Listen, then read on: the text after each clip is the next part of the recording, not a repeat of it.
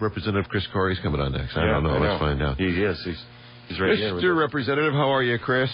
I'm doing good. How are you? We're good. Good to have you with us this morning. Yes, representing the 14th District, which includes most of Yakima County, all of Klickitat and Skamania counties, and a small portion of eastern Clark County. Boy, you got some people, calling you every day from everywhere. What's going on with COVID? I mean, we can talk about the House and Senate, and all this other stuff, but any talk about COVID over there and what the state's are we going to move into phase 4? Are we going to drop the masks? What's the talk over in Olympia? Well, COVID is basically mentioned with every single bill we hear, typically as a reason to spend ungodly amounts of money. But, other than that, we've been having some discussions on getting pressure back or getting the authority back to people off these emergency powers. So we're continuing to push on that. We've got reps. We actually have a bipartisan bill that I worked on with a couple other reps that would limit any emergency powers to 60 days, but it could be extended with the advice and consent of 3 of the 4 caucuses in Olympia. So, it protects the idea that we can, if there is truly an emergency that continues to last, it allows for that extension, but it involves the people's representatives. So, is that something that has to be signed? Does that have to be signed by the governor? I mean, does the governor have to approve that change? So the governor would have to sign on that, which brings an extra layer of I don't even know how to put it this morning. I haven't had enough coffee. It's tricky, right? I mean, there's a lot of things to consider there, and we're working on all our options right now. Right on. Well, the House and Senate chambers unanimously approved your bill, House Bill 1199. So tell us what that proposal does.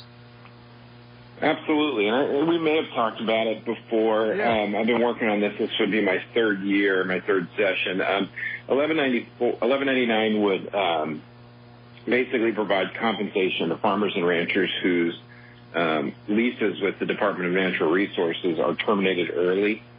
The backstory is that DNR, when you sign these leases to either grow or raise animals on their land, they have very generous opt-out clauses for themselves. So if somebody comes in and says, hey, I want to give you more money for this, they give you a 180-day notice and you have to get off the land, which is obviously not very fair or right, in my opinion. So I've originally tried to get a ban. DNR didn't like that idea, so I said, hey, listen, let's work this out because clearly there's a problem here. You guys realize that this is not the right way to do business.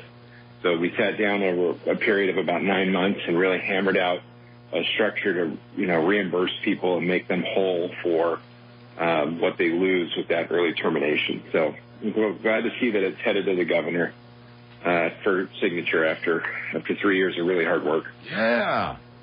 Yeah, so important, man, oh man, especially if you're a grower here in the Yakima Valley and you got a bunch of land, that is for sure. Keep fighting for us. Isn't the DNR's point, look, we're just trying to do the best with the state's land for the state's people. If we get a better deal, isn't it incumbent upon us to pursue that deal? Yeah, so it is. They have a fiduciary responsibility to, it's actually the DNR leased land is actually a school's trust.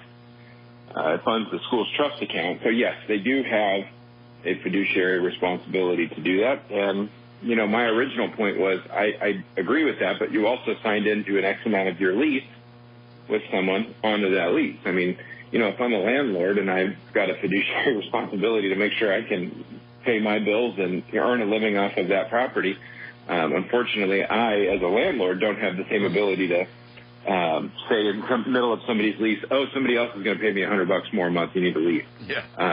To me, that was kind of the basis for my argument on this. It's like if it's not right for us to do that to renters, it shouldn't be right for the state to do that to farmers and ranchers. So luckily, DNR was really good to work with.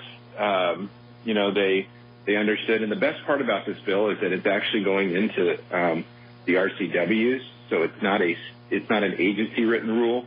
It's actually in law. So if they ever decide they don't want to do this anymore, they have to come to the legislature to stop that. They can't just rewrite their rules.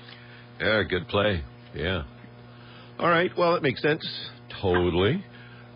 We had your colleague Jeremy Defoe on last week, and I believe it was last week, and he was talking about again the thirst and lust for taxation, and the fact that we're going to probably wind up with an increased gas tax, maybe to the level of giving us the highest tax in the nation.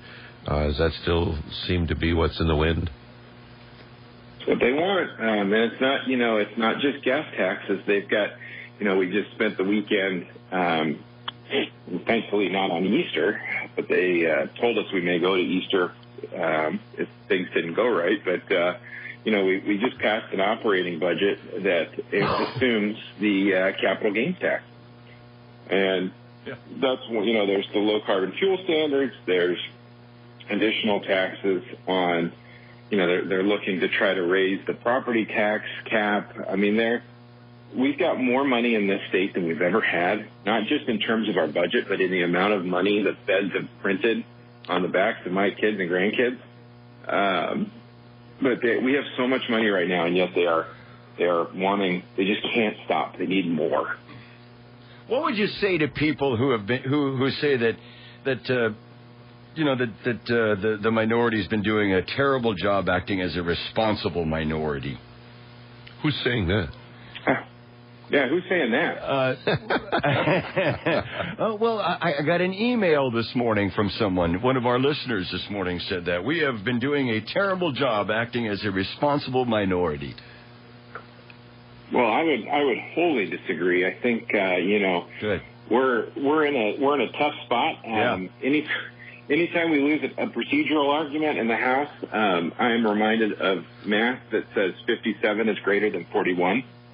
But for the fact that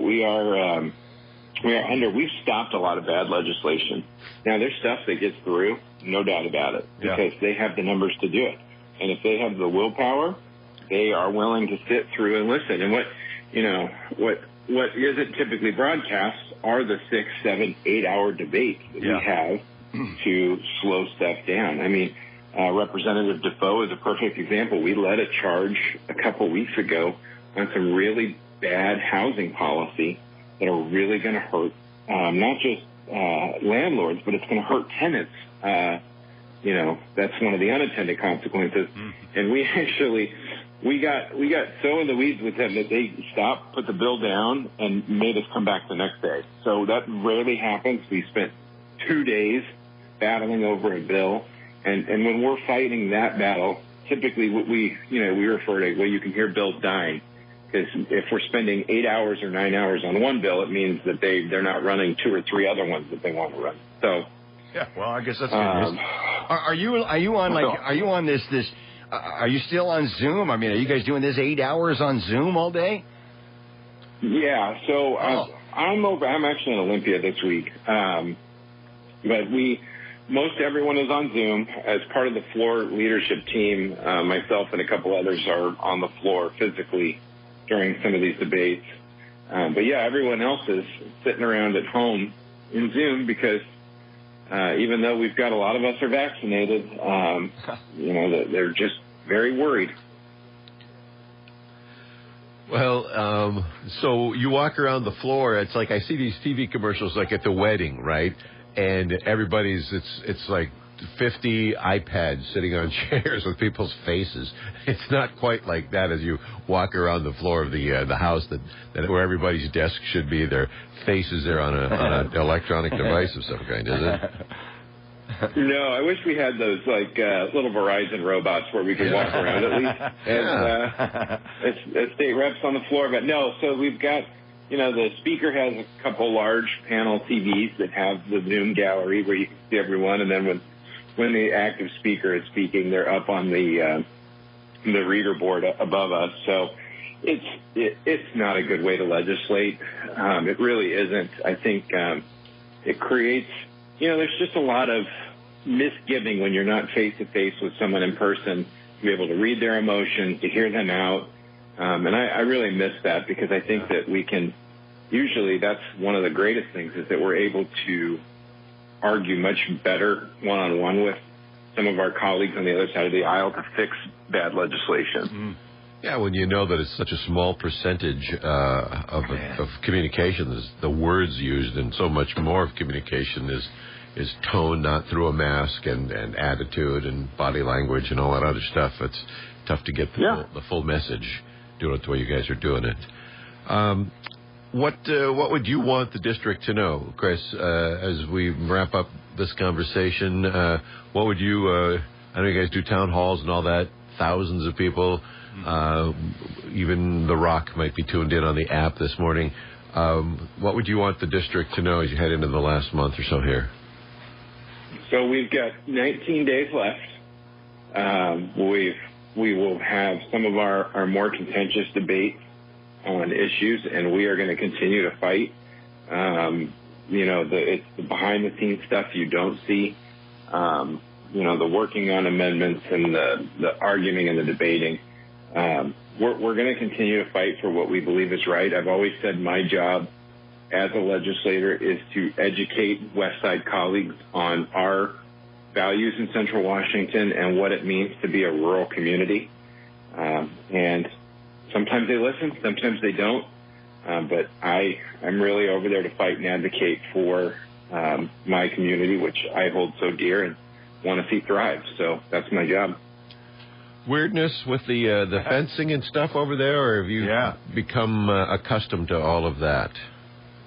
No, it's ridiculous. We're not, it's an unnecessary show of strength for a threat that really isn't there. Even on the opening day when they claimed that we were going to have all these protests and, they were trying to tie it to quote unquote far right people showing up.